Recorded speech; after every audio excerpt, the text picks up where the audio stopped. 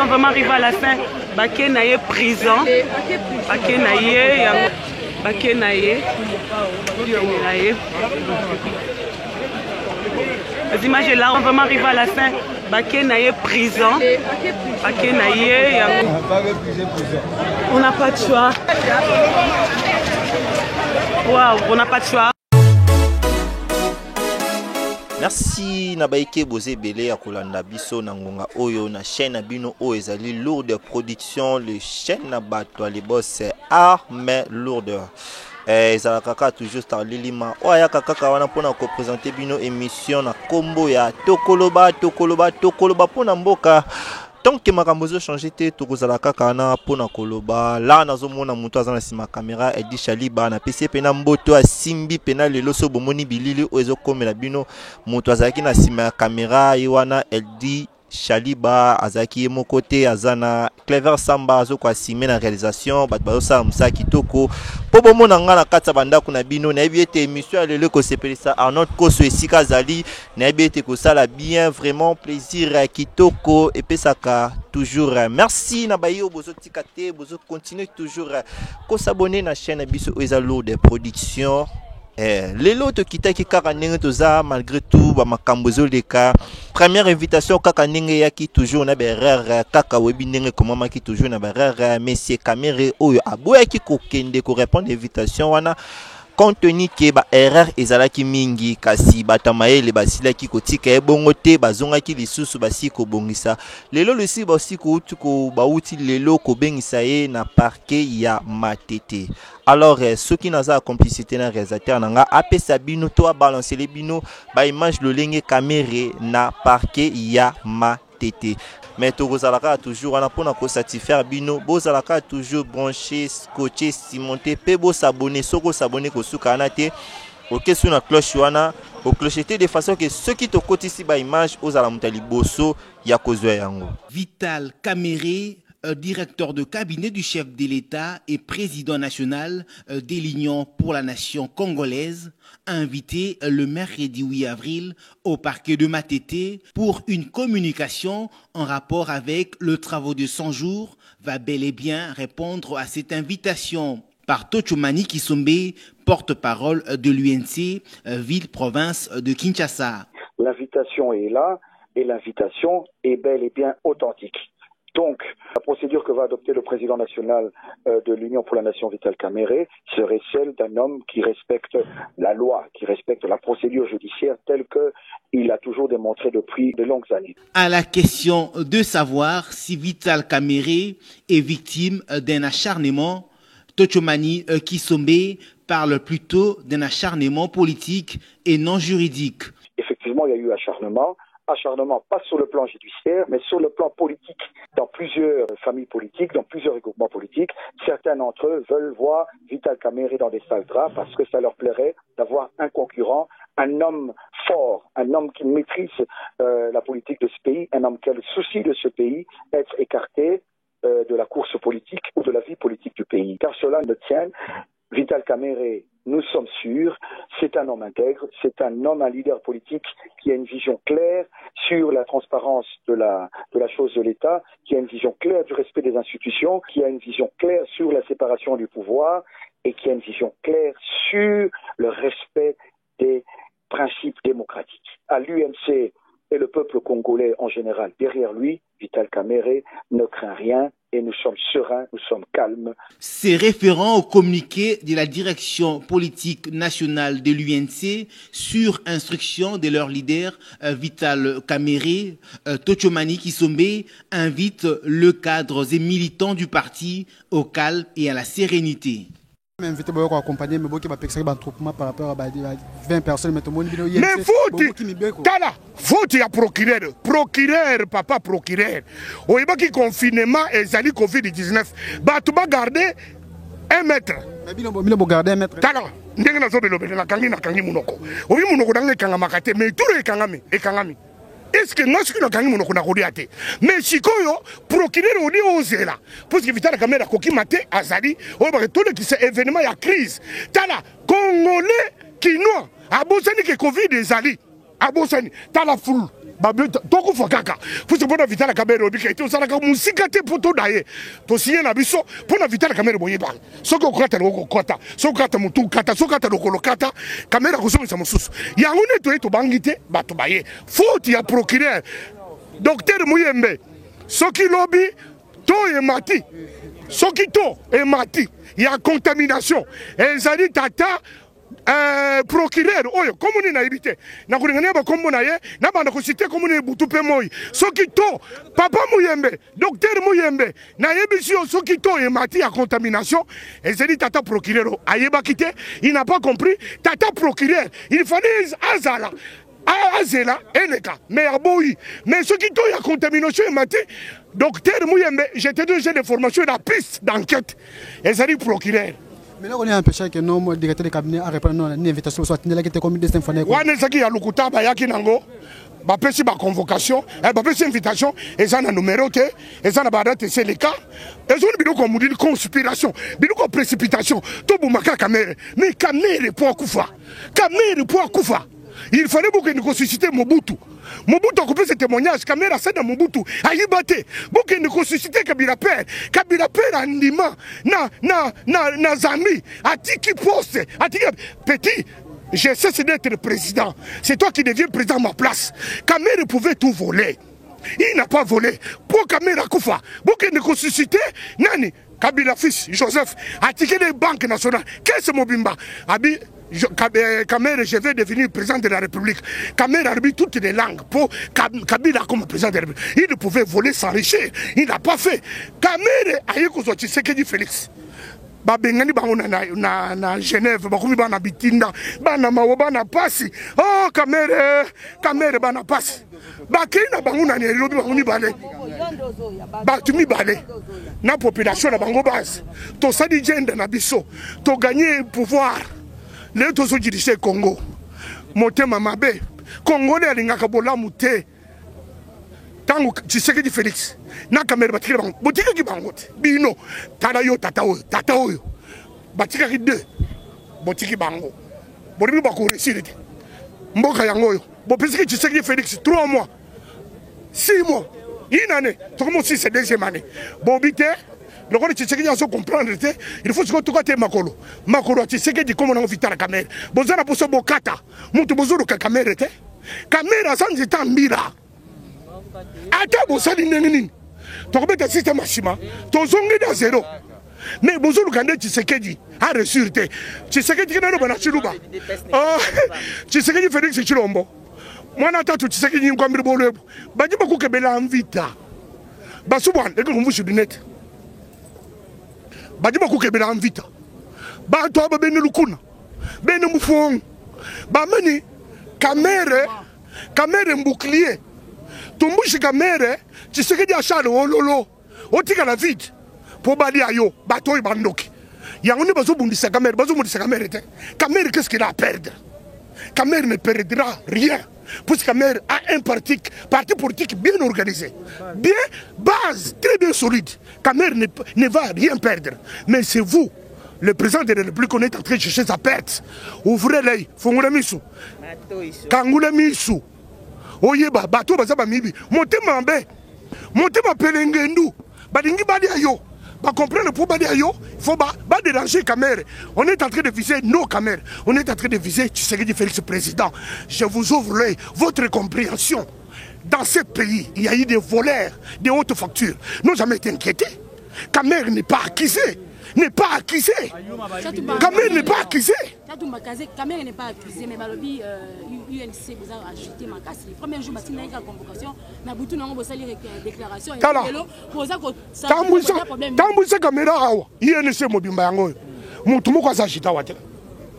Il est chef d'un parti politique. Il est l'autorité morale de plusieurs plateformes politiques. Il ne peut pas venir seul. Nous l'accompagnons. Il peut pas venir seul, mais il y a un mouton faut respecter Mibeko. Beaucoup de Mibeko dans l'équipe de 20. Mais il y a un ailleurs. Il sait Ngandu à Koufa pour un état de droit. Il y a un caméra à répondre. État de droit. Parce que la première invitation, avec beaucoup de confusion, ne pouvait pas venir. Mais comme ils ont relancé une deuxième invitation, en bonne et due forme, voilà, nous sommes arrivés. nous sommes venus répondre à leur invitation, puisque nous respectons un état de droit. Puisque c'est le coordinateur de l'action. Il n'y a pas eu le gouvernement pendant 8 mois. C'est Kamer qui était à la commande. De toutes les façons, il n'y a jamais eu une œuvre parfaite. Voilà pourquoi c'est des tracteurs qui croient qu'il a été voleur. Bangouni Bassako traduit la justice, croyant qu'ils vont les ramasser avec des choses X et Y. Kamer, dans son actif, il y a déjà 4 présidents dans son actif. 4. Mobutu, Kabila Père, Kabila Fils et Tshisekedi. Si Kamer était voleur, Tshisekedi n'allait pas lui faire confiance. Kabila n'allait pas lui faire confiance. Mouzé n'allait pas lui faire confiance. Même Mobutu. Ce n'est pas aujourd'hui. Kamer est en train de se lancer pour 2023. Il va commettre la faute de voler l'argent. Comment Kamer peut voler l'argent? Donc il est même na sansouana. Kamer a zalo kola mama azula mamisuni asoso na nzungu. Ye moko mama na cuisine. Obanda komile le misuni otoda. Pour le petit soleil en 2023, batalobi mingi UNC et pour ça la bonne propagation déjà héros. Il a déjà kola mama 2023. Tala. Pourtant un raisonnement. Na kobanga kolobango te. To signa un accord. Na Nairobi. Accord Luba. Tu sais que dit 5 ans, Kamer 5 ans, va changer. Mais quand accord on va le dire accord ils allaient dire que non besoin majorité dans le parlement. Besoin majorité était en quoi est-ce que Bogolo va sous Kamer est président en 2023? Mais basons là et une autre réunion, un autre congrès pour pas déchirer les lettres, les documents sur lesquels étaient posées les signatures. Tout le monde va s'adapter à voter. On a dit imprévu il y a parcours. Mais et le quoi c'est qu'il y a noté, bisous na INC, toujours baboyi. On n'était pas sur le lancer. Il y a qu'à préparer 2023 aujourd'hui. Mais l'UNC, en tant que parti politique, nous abordons tous les sujets d'actualité présente et nous nous projetons dans l'avenir.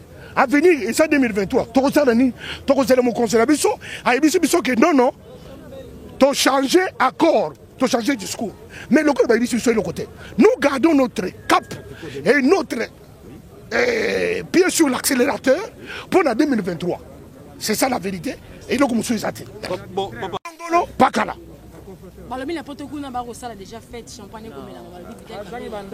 Ah oui, Naïbi Bango. Non, poto. Ce qui est question à poto, et ça me concerne directement. Bato Bazana poto, quand na bango za chato, mais ça caméra était. Tozaki na bango na jende na poto. Siko na tiki bango, Naïbi siki bango tolanda caméra baboyi. Bakira bango pangwanda. Ngwanda koti ala kozwate. Ata mukili babandeli. Tala, bake musika, bakomi bazeirwa. Biso toza ba congolais. Bango baza bazeirwa. Bato poto, baza bazeirwa. Zaire, ezaki na président Mobutu akufa. Biso le toza na Congo, toza na président comme Tshisekedi Félix. Sikoyo bango bazali na kanda Chatumba. Chatumba bonga na bonga oui à solo. Toza dans un pays où toza ko diriger mboka. Kimia ezali, pe ezali, toza ko bundisa Covid-19. Toza na problème particulier était. Katakatanga elinga atombo le musabitu. Tanga munoko. Alali Pong, tout ça n'a pas comme Moïse Jomete. Les deux ans n'a pas que Tshisekedi Félix. Boko kate ko luka trouble na mboko.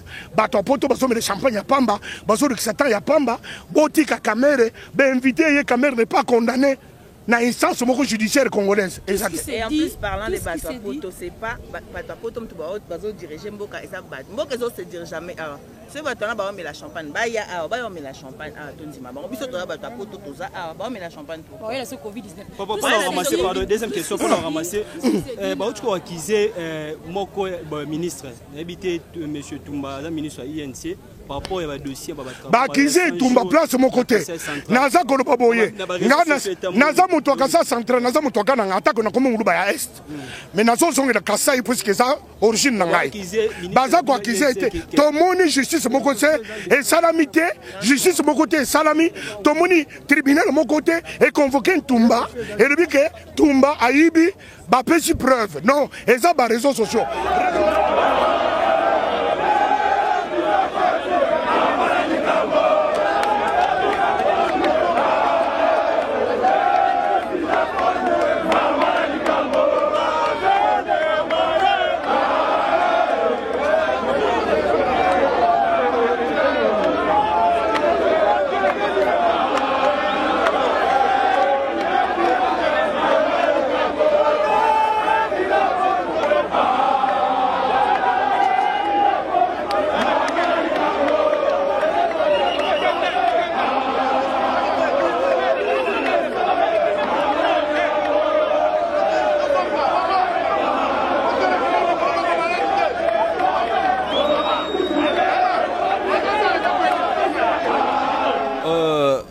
Bengingai maître, c'est-à-dire que nazali avocat, exactement que non nazali maître catcher ou maître nani, nazali avocat.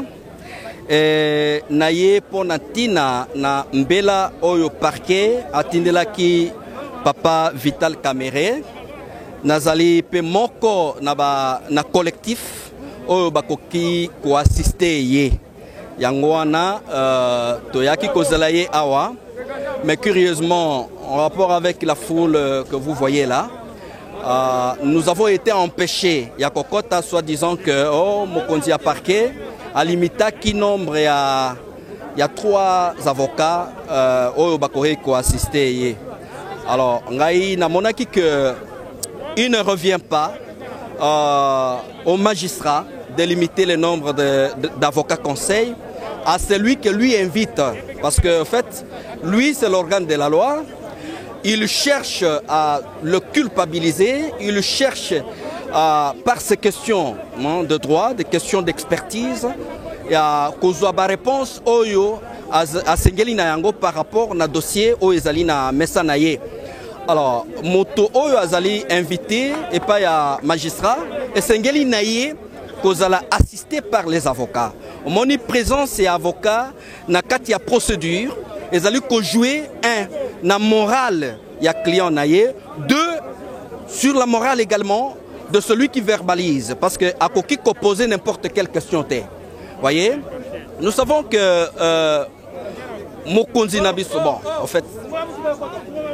au fait papa Vital Kamerhe azali moko ya bato minene ya mboka oyo bato ya mayele.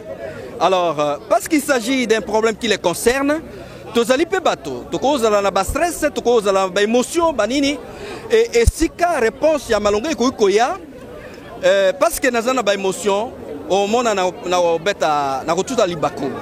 Alors mais du fait que on est assisté, présence ya ba conseil nayo ezali ko jouer sur morale nayo et au lieu beta libaku okobeta libaku te parce que en fait présence na bango bazali ko yebisa yo que ko banga eloko moko te o ezala na cadre ya que ba bengi yo personnellement pour les faits que eux croient vous être imputable ko banga eloko moko te loba oyo oyebi.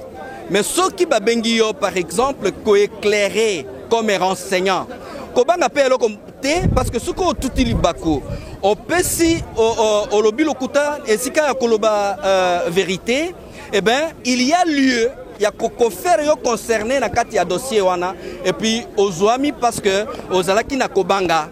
Voilà le rôle d'un avocat. Un avocat, au fait, sa présence, il est comme un psychologue qui soigne la morale de son client, qui soigne toute la psychologie, tout l'état d'âme. Maître, était-il important l'invitation à l'élo et à mon Mboka Vital Kamerhe qui a mobilisé vraiment parti politique et a quoi assister à cette activité à l'élo? Lui, il n'a pas mobilisé, ma soeur.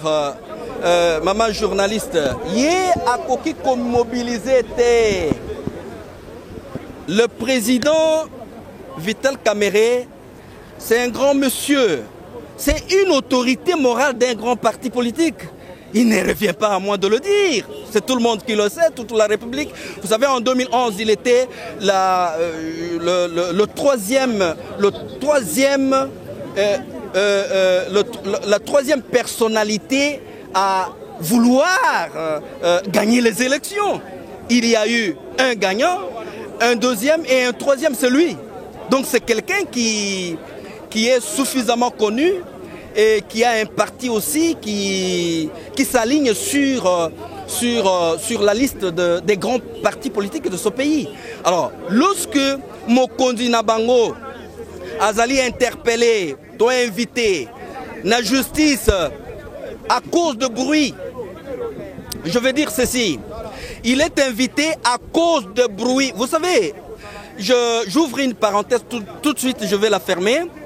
Lorsqu'il y a des bruits autour de l'argent soi-disant volé, tout et tout, ce sont des bruits. Vous savez, les bruits résultent d'une irrationalité. Les bruits n'ont pas de sens. Et la présence du président Vital Kamere devant le parquet défie le bruit parce qu'il va finalement convaincre par la vérité qui est autour de cette affaire de je ne sais pas, si c'est de 15 millions, si c'est de quoi là, la gestion de 100 jours. Tout ça, ce sont des bruits, madame la journaliste. Alors, face à ce bruit, il faut un défi. Et le défi, c'est lequel? Il faut qu'il se présente devant celui qui l'invite pour éclairer la justice. Parce qu'au fait, là où ces questions ont été posées, ont été débattues, les magistrats n'y étaient pas. Alors ils ont besoin d'être éclairés. Et après que leur lanterne soit éclairée, vous comprenez que les bruits vont se taire. Monsieur Guilain Kofolonganga, Nazali, président national du syndicat national des vendeurs du Congo. Et puis Nazali, président fédéral, Nazali à mobilisation et propagande à INC. Oui, président, tu as dit que Ozali a accompagné mon amboka Vital Kamere, Ozali vraiment président de Bino, il y a parti politique. Mais tu est-ce que c'est vraiment important pour se mobiliser, pour Bino à UNC, pour accompagner mon amboka Vital Kamere, ou Azaka invité na parquet général Yamatete? Mais le président Vital Kamere, Louakanyenge King, Maza n'importe qui, il est le directeur de cabinet du chef de l'État et président d'un grand parti. Les partis au pouvoir dans la République démocratique du Congo. D'autant que l'État a bien essayé pour qu'il y ait sa information pour une situation bien donnée, même si au niveau INC et auprès de l'opinion, ça passe une information. Tantôt, à 15 millions, tantôt aller sur des moutons, tantôt aller 30 millions, tout ça. Ça veut dire que c'est comme si mon Konzamboka a lutte contre la corruption, mais comment directeur de cabinet à Zoliambo. Et tellement opinion de Baye moi Mingi, et le rôle Amboka a toujours un état de droit. N'est pas bien directeur de cabinet chef de l'État. Peut se présenter humblement, librement, pour appeler la justice, renseignement escompté. Et pendant que l'on a séparé les alliés, on a un état de droit. Oh, tout ça, on a côté na Kachamboka na biso, yango nezo côté parce que si on invite un directeur de à moi d'abosana, non, on a un directeur de cabinet d'un chef d'État, ben ici à un parquet. Ils attendent son mon parlement Goloba, et c'est des recommandations, c'est un directeur de cabinet on va démissionner. Mais aya penza on a parlé de la nation, on a parlé des marbres, on a on a parquet pour la cour d'appel, les hommes à liboso. Et nous on a exemple na baoyo. Ce qui nous était à Moubesso et dans justice. Bon, on était à Okaoka. Merci Nandenge Boti Kolanda élément wana na ebiki et salibino bien na élément Boti Kolanda bobi que starlili malingara plus kolobate mais na lingara plutôt koloba ceux qui ba information ça ceux qui information exacte to lingara kitate parce que TV ezesika oyo bayaka kosa balwengete to zalaka na kaka pona kopesa bino basali na bino bangamba na bino oyo Tomi pesa corps âme esprit na biso pona kosela bino kaka misala bino obozana partout ya monde na pesi bino merci na bino obozwa ki tambo disposer ki vraiment bangonga na bino pona kolanda émission ya lelo donc na yebi que émission lelo et c'est ici Mama Chantal Chango et Sika Zali na Marie-Claire Chango na yebi émission ya lelo et si vraiment ko se pesa bino merci na ndenge bozaki toujours kaka belé mutazaki na sima caméra kaka ndenge na lobaki ezaki Aldi Shaliba muto asime réalisation ezaki Clever Samba bato bazaki lelo pona kosala musala ete bo bana komona nga toujours na banda kuna bino.